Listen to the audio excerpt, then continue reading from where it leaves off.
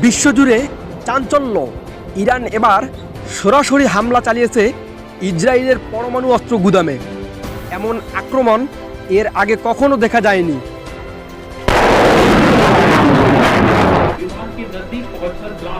Tel Aviv থেকে মাত্র 70 kilometre দূরের এক গোপন পরমাণু স্থাপনায় বিস্ফোরণের শব্দ শোনা যায় রাত 2:40 একের পর এক ক্ষেপণাস্ত্র ছুড়ে ইরান জনে এইবার স্পষ্ট বার্তা দিল, যুদ্ধ এখন আর গোপনে নয়, খোলা মাঠে হবে।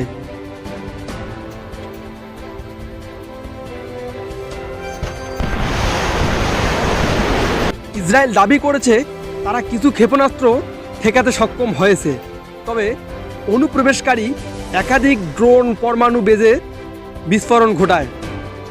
এতে বিশাল ক্ষয়ক্ষতি হয়েছে বলে প্রাথমিকভাবে জানিয়েছে স্থানীয় সংবাদ মাধ্যম।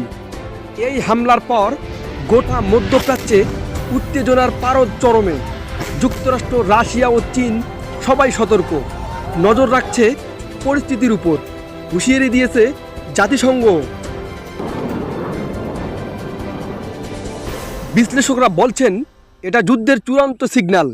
ইসরায়েল যদি এর প্রতিশোধ নিতে চায় তাহলে পরমাণু যুদ্ধ পর্যন্ত গড়াতে পারে এই সংঘাত।